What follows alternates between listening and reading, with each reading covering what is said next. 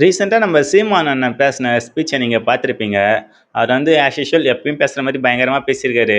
ஆனா, அதுல எப்பயும் நம்ப சில கருத்து வைப்போம்ல, முன் வைப்போம்ல, அவரு சரியா இதெல்லாம் தவிர்த்திருக்கலாம். இதெல்லாம் கொஞ்சம் ஓவரா அனௌன்ஸ் பண்ணி பேசியிருக்காரு அப்படின்ற மாரி. அந்த மாரி இப்பவும் சில விஷயங்கள பேசியிருக்காரு. அத பத்தி இந்த வீடியோல பார்க்கலாம். இதே மாரி நம்ம எதிர்க்கட்சி தலைவர் உதயநிதி ஸ்டாலின் வந்து தஞ்சாவூர்லயும் ஒரு மீட்டிங் போட்டிருந்தாரு, கூட்டம் கூட்டியிருந்தாரு.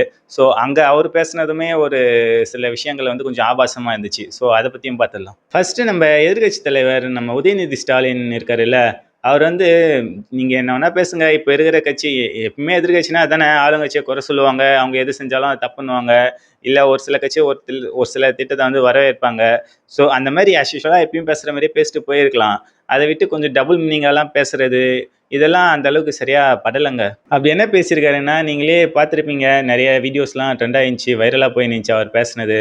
காவிரி தண்ணீரை மட்டும் பேசணும் நீங்க. அதை விட்டுட்டு வேற எங்கேயோ யாரோ வீட்ல இருக்கிற தண்ணி மட்டும் வந்தா போதும். அந்த மாதிரிலாம் எதுக்கு பேசுறீங்க? அதுவும் த்ரிஷான்றவங்க ஒரு ஆக்ட்ரஸா? ஸோ இங்க கீழ இருக்கிற ஃபேன்ஸுங்க உங்க ஃபேன்ஸ் மாரி தான் சொல்லணும். ஏன்னா அப்படிதான் கத்துறாங்க, கூச்சலிடுறாங்க நீங்க பேசுற மேடையில. அவங்க த்ரிஷானே கத்துனாலும் நீங்க அதை டைவர்ட் பண்ணி விட்டு வேற எதனா ஸ்பீச் குடுத்துருக்கணும். அதை விட்டுட்டு அதுக்கு பதில் சொல்ற விதமா, ஆமா அவங்களுக்கு அங்க மட்டும் தண்ணி வந்தா போதும். நான் காவிரி தண்ணிய சொன்னேன் அப்படின்ற மாரிலாம் சொல்றது எந்த மாரி இருக்குன்னு தெரியல. நீங்க என்ன எதனா படத்துல போய் பேசின்னு இருக்கீங்களா? இல்ல பட வெளியீட்டு விழா அந்த மாரி அதெல்லாம் பேசின்னு இருக்கீங்களா? அந்த மாரி எங்கனா பேசினாலே ஸ்டேஜ்ல இந்த மாரிலாம் பேசக்கூடாது. அது தப்பான விஷயம் தான். ஆனா நீங்க எந்த நாகரிகத்த ஃபாலோ பண்றீங்க அப்படின்ட்டு தெரியல.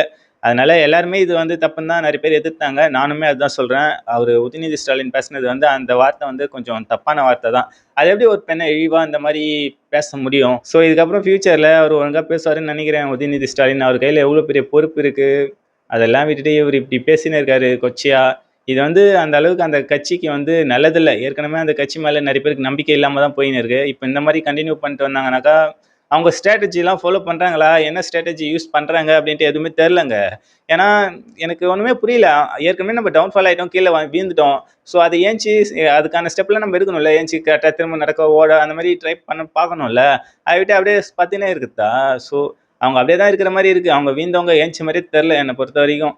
அவங்களுக்குன்னு ஒரு கூட்டம் இருக்கு. அவங்க என்ன வேணா பேசிக்கலாம். அந்த கூட்டம் கை தட்டும் அப்படின்ட்டு பார்த்துன்னு இருக்காங்கன்னு நெனைக்கிறேன். ஒரு சினிமா மோகத்துல. ஸோ அப்படிதான் எனக்கு தெரியுது. ஸோ மக்கள் நீங்க என்ன நெனைக்கிறீங்க? அவர் பேசுனது கரெக்ட்டா? இல்ல தப்பா? முக்கியமா பெண்கள் யாரும் அதுக்கு ஆதரிக்க மாட்டாங்கன்னு நெனைக்கிறேன். ஏன்னா, பெண்ண தானே ஒரு அவமதிப்பா பேசி அவர் பேசியிருக்காரு. டபுள் மீனிங் கேட்டா சிங்கிள் மீனிங்ன்னுவாரு. இதுக்கப்புறம் ஃபியூச்சர்ல உதயநிதி ஸ்டாலின் வந்து கரெக்ட்டா பேசுவாருன்னு நெனைக்கிறேன். ஏன்னா, ஒரு பெண்ண இந்த மாரி அவமதிப்பு பண்ணி பேசுறது, கொச்சை சொல்ல யூஸ் பண்றது கேட்டா நான் சிங்கிள் மீனிங்ல தான் சொன்னேன். இது டபுள் மீனிங் எல்லாருக்குமே தெரியும். ஸோ அத அவரு அவாய்ட் பண்ணீங்கன்னா, அவர் கட்சி சேஃபா இருக்கும். இல்லன்னா இன்னும் டேமேஜ் ஆகினே தான் போகும் அந்த கட்சி. இப்ப நம்ம சீமான் கதைக்கு வருவோங்க. சீமான் வந்து அவரு பேச்சு எல்லாம் எல்லாருமே அடிமை தாங்க அவருடைய பேச்சுக்கு. நம்ம ரீசென்ட்டான இன்டர்வியூல கூட எச்.வி.நாத் சொல்லியிருப்பாரு. அவர் எப்படி அழகா பேசுவாரு, எல்லாரையும் ரசிக்க வைக்கிற மாரி. அந்த மாரி அவர் பேச்சு நல்ல பேச்சு தான். நல்ல பேச்சாற்றல் இருக்கு அவருக்கு. ஆனா, அவர் பேசுற விதங்கள் இருக்குல்ல, அவர் பேசுற டோன் ஒரு சிலது கொஞ்சம் நெகட்டிவா தப்பா பேசுற மாரி இருக்கு. அதனால நெறைய பேர் ரீச் ஆகல. அப்படியே ரீச் ஆனாலும் இவன் இந்த மாரிலாம் பேசுறான் அப்படின்ட்டு அந்த கெட்ட வார்த்தையா பேசுறது, அந்த கிளிப்ப தான் நல்லா வைரல் பண்ணி விடுவாங்க. அதனால அவருடைய பேர் இன்னும் கொஞ்சம் டேமேஜ் தான் ஆகும். அதனால அத அவர் அவாய்ட் பண்ணீங்கன்னா நல்லாருக்கும். ஸோ அதான் மெயின் மேட்டரே. அவரு பேட் வேர்ட்ஸ் பேசுறதெல்லாம் கொஞ்சம் அவாய்ட் பண்ணீங்கன்னா நல்லாருக்கும். ஓட்டு போட்டவனுங்க எல்லாருமே கொஞ்சம் தான்னு பேசுறது, இந்த மாரிலாம் பேசுறது வந்து சரியா படல. அது வந்து அது எப்படி இந்த மாரி ஸ்டேஜ்ல அவ்வளோ பேர் முன்னாடி அங்க பொம்பளைங்க இருக்காங்களா என்னன்னு தெரியல. சரி லேடீஸே இருந்தாலும், ஜென்ஸே இருந்தாலுமே அங்க எல்லாருமே ஒரு அரசியல் கொள்கைக்கு அவங்க உட்படுத்துறாங்க. அவங்களுக்கு எல்லாருக்குமே சொல்லிக் குடுக்குறாங்க. இப்ப அரசியல்னா என்னன்னு புரிய வைக்கிறாங்க, கத்துக் குடுக்குறாங்க அப்படின்ற மாரி சொல்றாங்கல்ல. என்னுடைய பிள்ளைகள் எல்லாமே அரசியல் தெரிஞ்சவங்க அப்படின்ட்டு. ஸோ நீங்க இந்த மாரி தான் சொல்லி தரீங்களா? அந்த மாரி தான் பேசி ஸ்டேஜ்லயே இந்த மாரி பேசுறீங்கன்னா, நீங்க ஸ்டேஜ் இல்லாம இருக்கிற இடத்துல எப்படிலாம் பேசுவீங்க? ஸோ இவருக்கு மட்டும் இல்லங்க. எல்லா கட்சியில இருக்கிறவங்க எல்லாருக்குமே தான் நான் சொல்றேன். அரசியல்வாதிகளுக்கு எல்லாருக்குமே. ஸ்டேஜ்ல கையில மேடையில கையில மைக் கிடைச்சா போதும் அப்படின்ட்டு கண்டபடி பேசக்கூடாது. அது இவருக்கு தெரியும். ஏன்னா இவரு எவ்வளோ பெரிய கட்சியுடைய ஒருங்கிணைப்பாளரா இருக்காரு. அவருக்கு பின்னாடி எவ்வளோ பெரிய கூட்டம் இருக்கு. தமிழ் இனத்துக்குன்ட்டு போராடுற ஒருத்தரு. ஸோ இந்த மாரியான பேசுற விதங்கள் வந்து அவரு மாத்திக்கணும்னு நெனைக்கிறேன். அவரு எவ்வளோ பெரிய பேச்சாளர் இருந்தாலும், அவர் தப்பா பேசுறாருல்ல, நம்ம அதெல்லாம் சுட்டிக்காட்டி தான் ஆகணும்.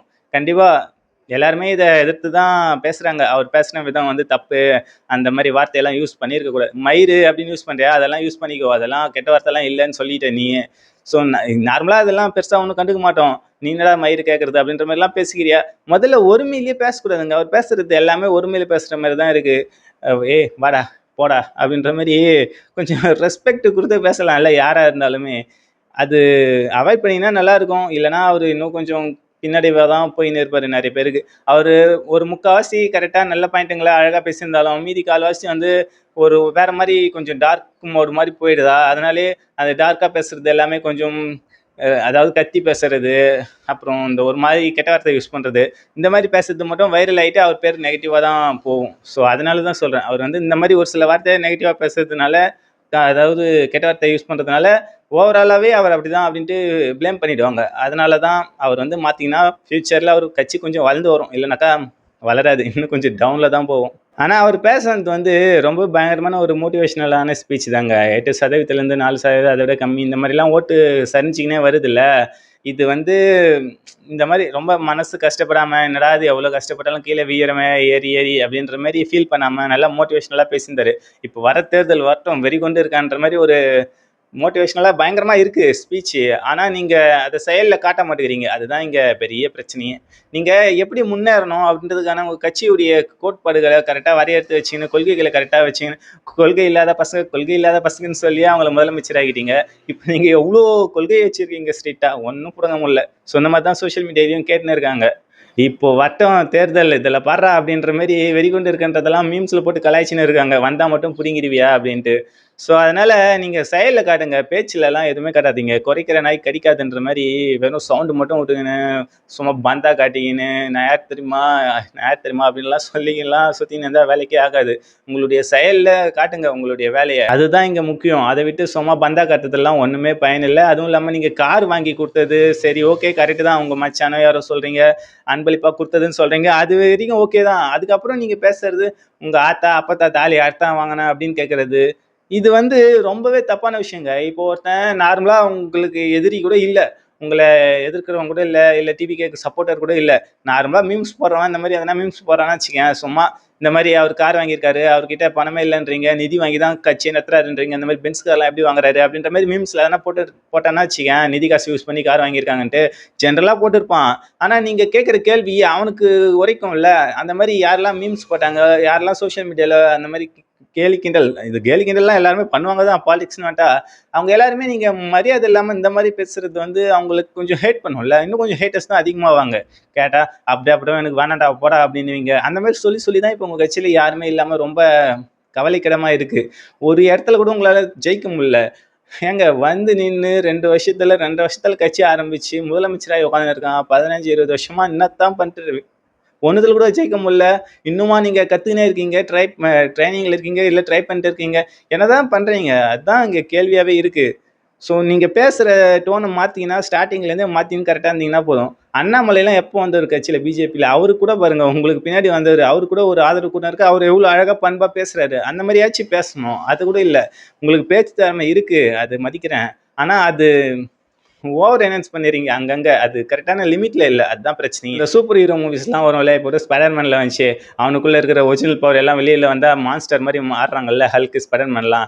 அந்த மாரி உங்களுக்குள்ள ஒரு பேச்சாற்றல் திறமை பயங்கரமா இருக்கு. அது மாஸ்டர் மாரி வெளியில விட்றாதீங்க. அது கண்ட்ரோல் பண்ணி யூஸ் பண்ண கத்துக்குங்க. அப்படி யூஸ் பண்ணீங்கன்னா பயங்கரமா நீங்க அரசியல்ல பட்டைய கிளப்பிடலாம். ஸோ அந்த வீடியோ பார்க்குறவங்க கண்டிப்பா நீங்க வந்து எதனா ஒரு ரீல்ஸ்ல, இல்ல ஒரு ஷார்ட்ல, இல்ல ஒரு வீடியோல, கிளிப்ஸ்ல நீங்க பார்த்துருப்பீங்க. நம்ம ஸ்டாலின் அப்புறம் உதயநிதி ஸ்டாலினும் சீமானும் பேசின விஷயங்கள்லாம். ஸோ அதெல்லாம் எப்படி இருக்கு உங்களுக்கு? இல்லப்பா அவங்க சொல்றது கரெக்டாக தான் இருக்கும் அப்படின்ற ஒரு கோவத்தில் பேசிட்டாங்கன்னு நினைக்கிறீங்களா? இல்லை அவங்க பேசுறது சரியில்லை அதனால தான் அவங்க ஆட்சி இன்னமும் டவுன்ல இருக்கு அப்படின்னு நினைக்கிறீங்களா? உங்களுடைய தாட் வந்து கீழே கமெண்ட்ல சொல்லுங்க. மௌனம் உடைக்கும் சத்தம் இது, மறைக்கப்பட்ட கதையின் சாட்சி இது, விழிப்புணர்வு தீய ஏற்றும் நேரம் இது, உண்மை பேச வந்தோ